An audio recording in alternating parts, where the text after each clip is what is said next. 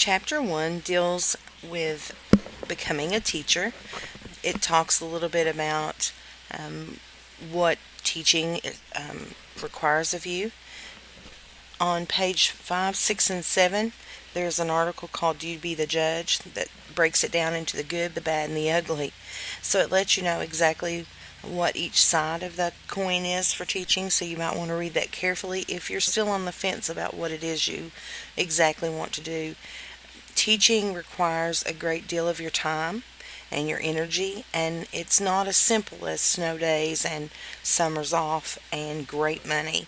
Um, and you can see from the on page 8 there's a teacher salary chart from 2006 2007, and you can see by that a lot of teachers aren't making a great amount of money. They're not becoming rich. Um, in colonial days, and we'll talk much more about the history of education in a different chapter, but for the purposes of this chapter, it talks about in the colonial days, teachers were mostly female, mostly teenagers, and they had little to no education themselves. They had not gone to college, they had barely gone to high school, and they were sent to these different communities to teach. Oftentimes, they would live with the families of the students that they worked for or the communities that they worked for. There's a teaching contract on page 13 of your text that I think you'll find quite humorous. You might want to take a look at that. Some of the things that teachers were expected to do will crack you up. Teaching was not seen as a profession, and teachers were not considered high members, upstanding members of the community. They were treated as short-term temporary folks. Once a female was married, she was no longer able to teach. So they only taught for a short period of time during their teen years. When I was reading this text, it brought back to my mind watching Little House on the Prairie and how Laura Ingalls Wilder was a teacher during that time period. And so I mean and she was very young, and she had to go take her little teacher test, and so it brought that back to my mind. You may recall doing that as well, watching those shows. In 1823, Samuel Hall created what was known as a normal school. Normal schools were basically teacher colleges, and they were about 2 years long, and it was actually the beginning of what we know as teacher preparation courses. Horace Mann, which is a name in education that you're going to hear repeatedly, he was the person who got the state to fund and to support the normal schools. And at that point, they actually started training teachers to go out and do this. And they would be paid very little money, about $75 each. So let's talk about teaching today. Teaching in today's society, teachers usually go through a 4 year university. For elementary, you're trained in all subjects. For middle and high school, you branch off into emphasis areas. You may do social studies and language arts, or you may do math and social studies, but you have to be trained specifically in those subjects before you can teach them. That's because they want you to know your content and know it very well. But for elementary, you're teaching all subject areas, so you have to get a little bit of everything. It's a very different program. There is an MAT program that's offered now where if you have a degree in, let's say you have a degree in biology, then you may decide, I can't get a job in biology, so let me go teach. So, since you have an expertise in biology and in the sciences, you can go back to school through a college like Moorhead or Eastern or Western and go through the MAT program, and you can turn that into a teaching degree.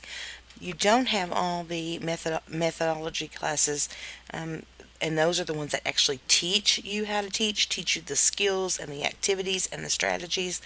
But they are on this premise.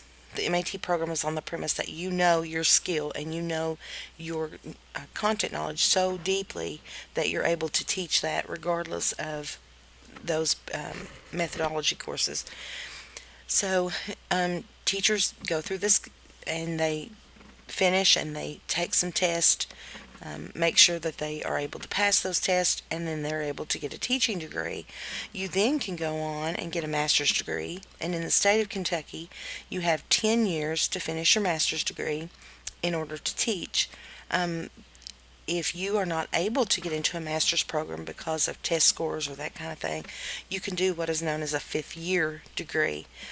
In addition to that, you can get a rank 1, which is an administrative degree, or a DPP degree, which is director of pupil personnel. Sorry. There's lots of different degrees, or you can get something called an endorsement. And an endorsement will let you specialize in a different area. For example, I have a master's degree in elementary education with an emphasis on special ed. That does not make me a special ed teacher. That does not make me qualified to teach special ed. It just means that I have more special ed courses than anything else while I was getting that master's degree. And on top of that, I went back to school and I got an endorsement in gifted and talented education. So the endorsement allows you to teach in that other content area. Most of the time, endorsement courses are there's only about 4 courses for an endorsement. Depends on what exactly you choose to do. But that opens your job market up so that you can find a job. So if you're interested in doing a reading writing specialist endorsement, that's something you can do. There's lots of different ones out there you can try.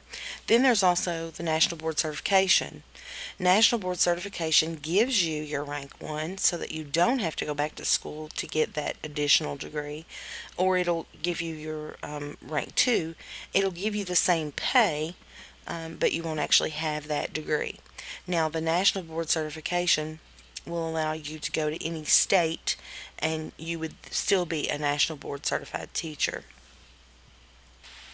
As you're making your way through your college courses and through your earning your teaching degree, you need to be thinking about the area you live in. Is that the area you're going to continue to live in?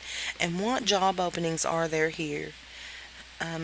I know that science and math positions are prevalent everywhere, especially at the middle and high school level.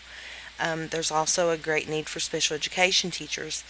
But is there in your area a great need for elementary teachers? So that's something you need to be thinking about, because there won't be anything worse than finishing your degree and not being able to find a job, or needing to commute a far distance to be able to find a job near your community. That's chapter 1 in a nutshell. It basically is all about how we're prepared for teaching, what it used to be like compared to what it is today.